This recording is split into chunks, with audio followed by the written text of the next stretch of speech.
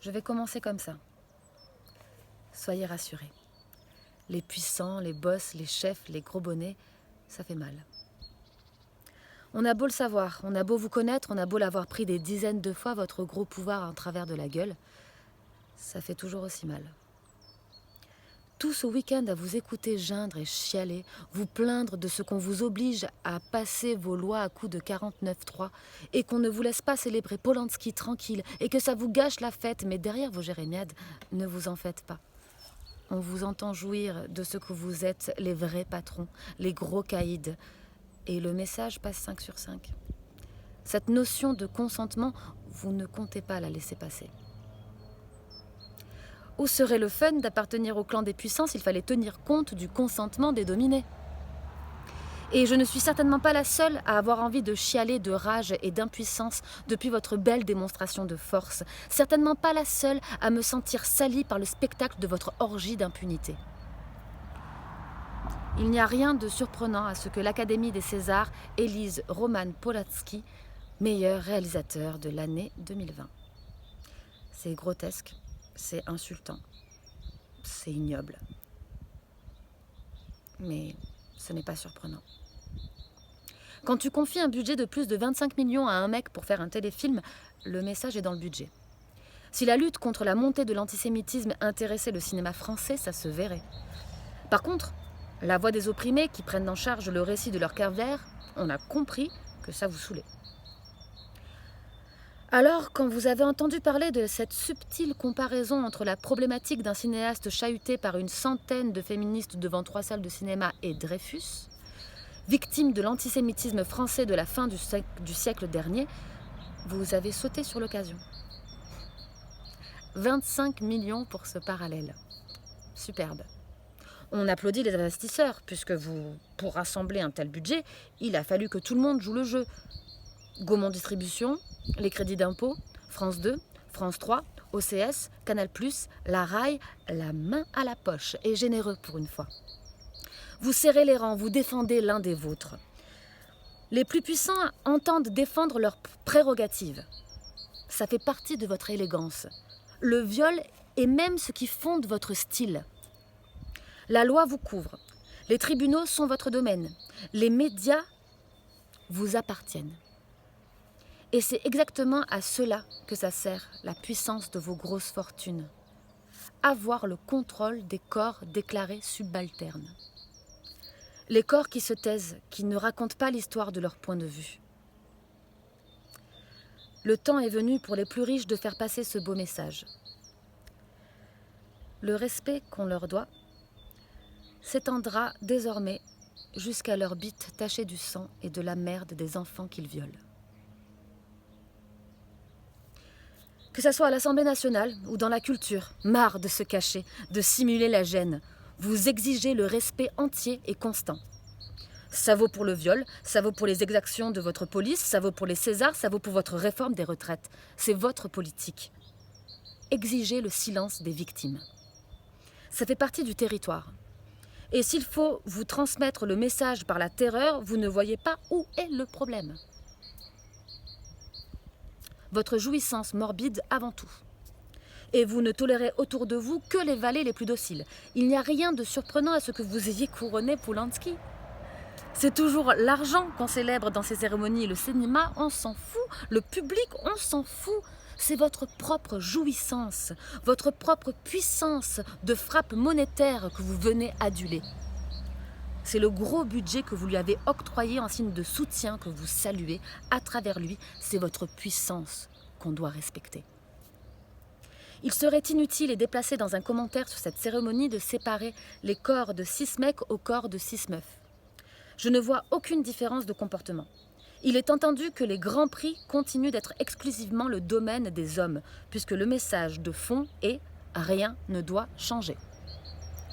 Les choses sont très bien telles qu'elles sont. Quand Foresti se permet de quitter la fête et de se déclarer écœurée, elle ne le fait pas en tant que meuf. Elle le fait en tant qu'individu qui prend le risque de se mettre la profession à dos.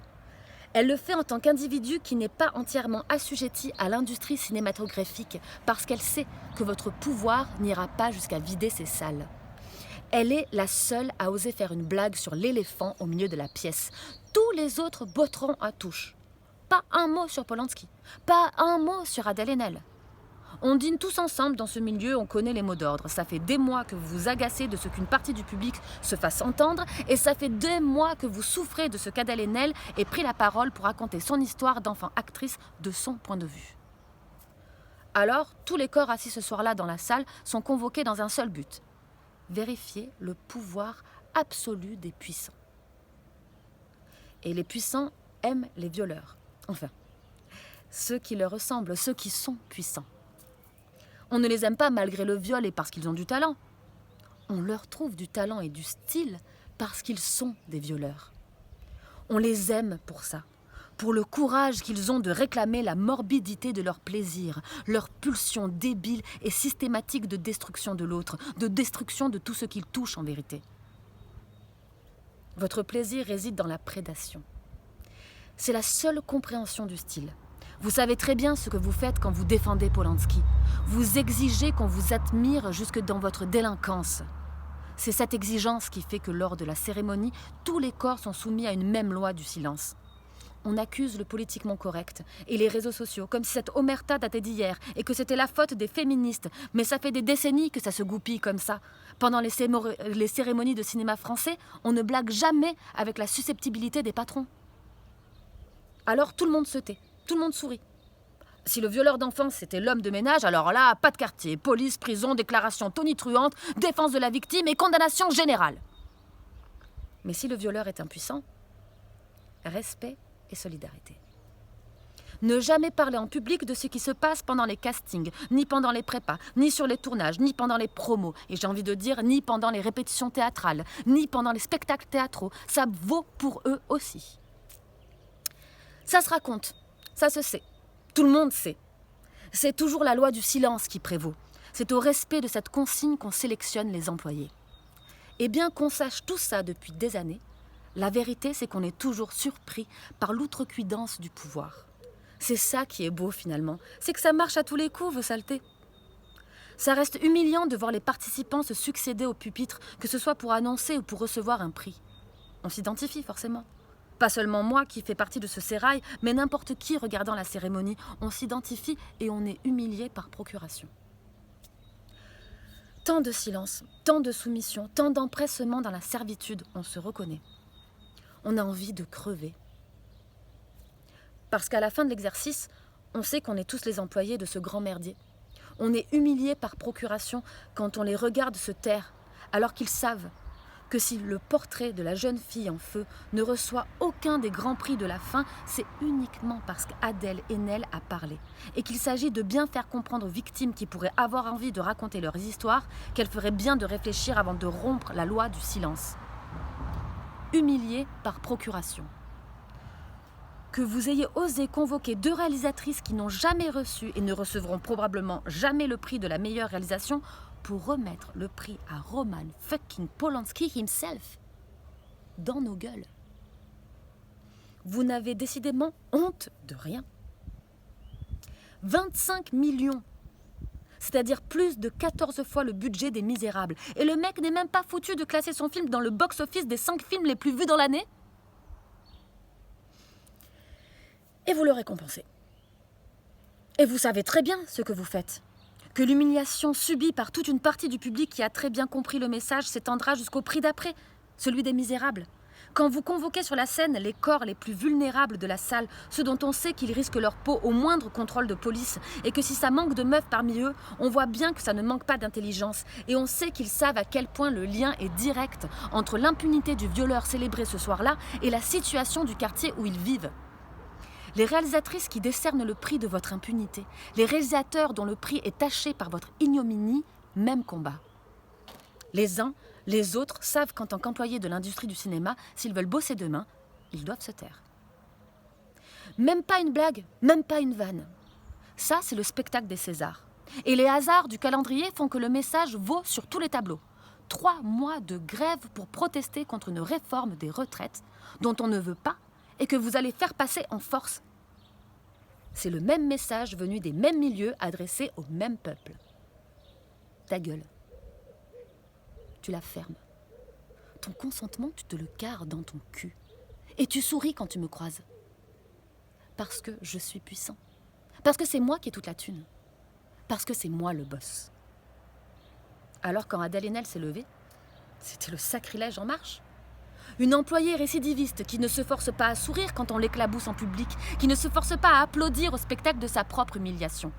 Adèle se lève, comme elle s'est déjà levée, pour dire « Voilà comment je la vois, votre histoire, du réalisateur et de son actrice adolescente. Voilà comment je l'ai vécue. Voilà comment je la porte. Voilà comment ça me colle à la peau. » Parce que vous pouvez nous la décliner sur tous les tons, votre imbécilité de séparation entre l'homme et l'artiste.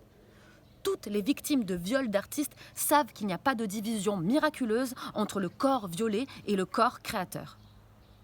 On trimballe ce qu'on est et c'est tout. Venez m'expliquer comment je devrais m'y prendre pour laisser la fille violée devant la porte de mon bureau avant de me mettre à écrire, bande de bouffons. Adèle se lève et elle se casse. Ce soir du 28 février, on n'a pas appris grand-chose qu'on ignorait sur la belle industrie du cinéma français. Par contre, on a appris comment ça se porte la robe de soirée. À la guerrière. Comme on marche sur des talons hauts, comme si on allait démolir le bâtiment entier. Comment on avance le dos droit et la nuque raidie de colère et les épaules ouvertes.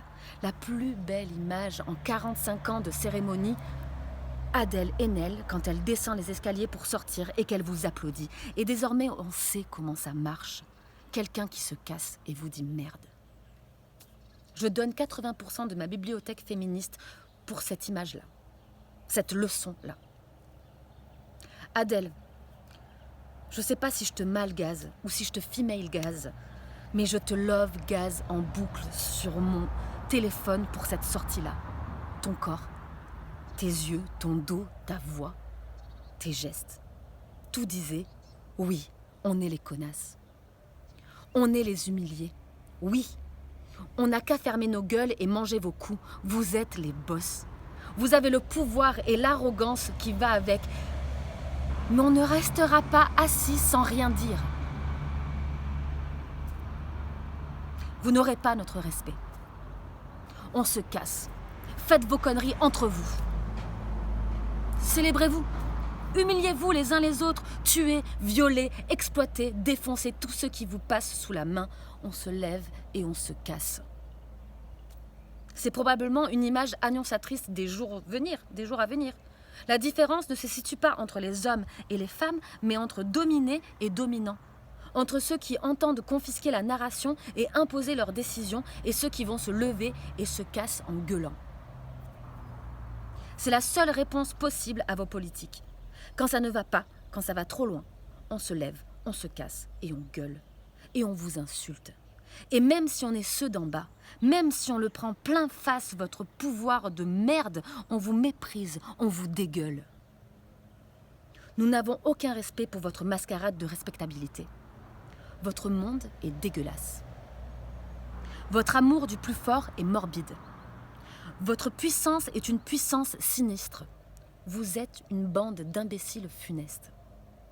Le monde que vous avez créé pour régner dessus comme des minables est irrespirable. On se lève et on se casse. C'est terminé. On se lève, on se casse, on vous gueule et on vous emmerde.